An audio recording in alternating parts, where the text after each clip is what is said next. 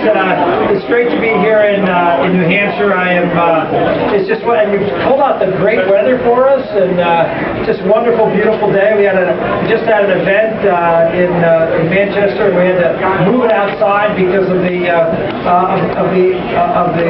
proximity of not being able to fit everybody in. And it was actually balmy outside. It was wonderful. So I just want to thank you for the hospitality. It's great to be here, and I want to thank you for what you're doing out here in the First of the Nation primary, for stepping up and doing your work to make sure that we have an election where you speak clearly here in New Hampshire about what the nation needs.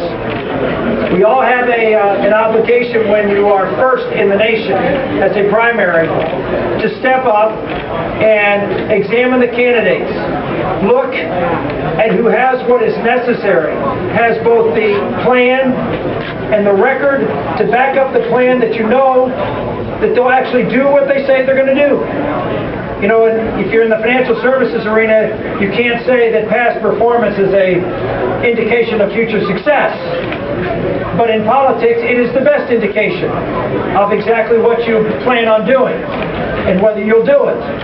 And so I encourage all of you to not just look at what the candidates say, but look at what the candidates have done as a pretty good indication as to what they will do. I would make the argument was made to me, I should say, that a lot of the pundits, this was before our little adventure in New Hampshire earlier this week, a lot of folks were saying, Rick, the reason you're not going anywhere in the polls is because you spend all your time not just talking about what you're going to do, but you talk about what you've done.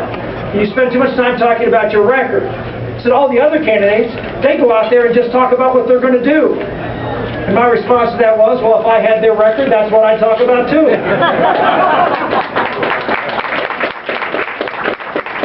But I'm proud of my record. Is it perfect? No.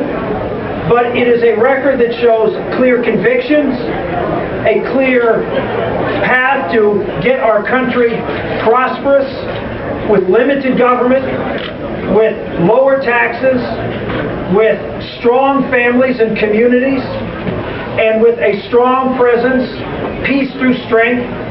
It is the Reagan model. And if we want to go back and look at what New Hampshire has done in that regard, I remind everybody that in 1980, when we had a critical election about the economic and cultural future of this country, about the national security of this country, when we had Jimmy Carter, who was driving this country into a ditch almost as bad as this president has on all three of those fronts, the people of Iowa, the conservatives, those folks who were in those caucuses who picked conservative candidates, voted for George H.W. Bush. And New Hampshire voted for Ronald Reagan. Woo!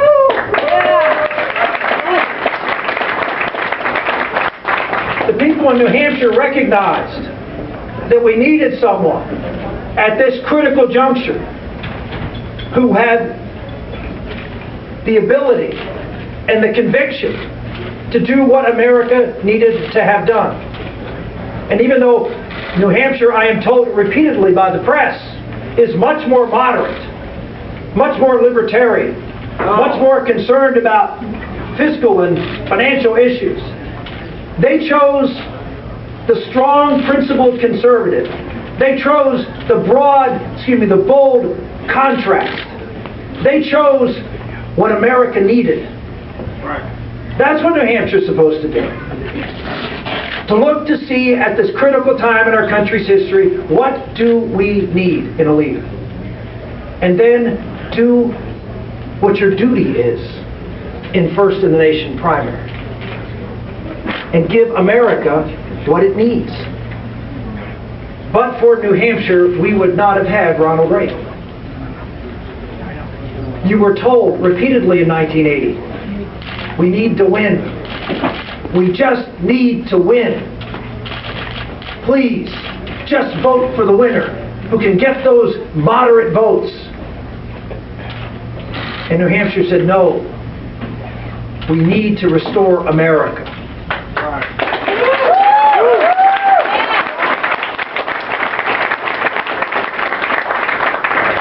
And so I challenge the people of New Hampshire. There's an article written the other day, and I was doing my final lap around Iowa. And I asked the people of Iowa, I'm going to ask you here tonight.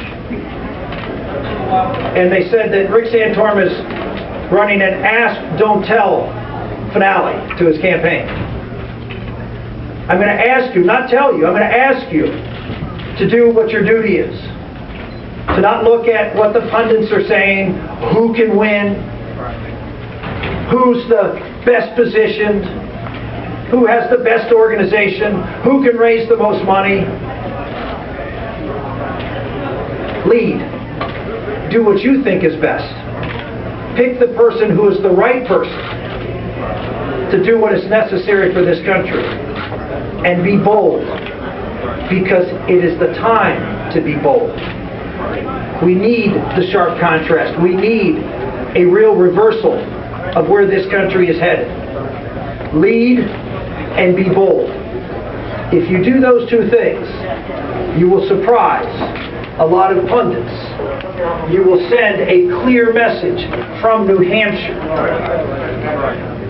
as to what this country needs to move us in a direction of limited government, not top down. No more government knows best how to provide for your health, provide for your financial security, to provide for managing the environment. No more bailouts, no more top-down medical care, no more cap and trade, no more government knows best.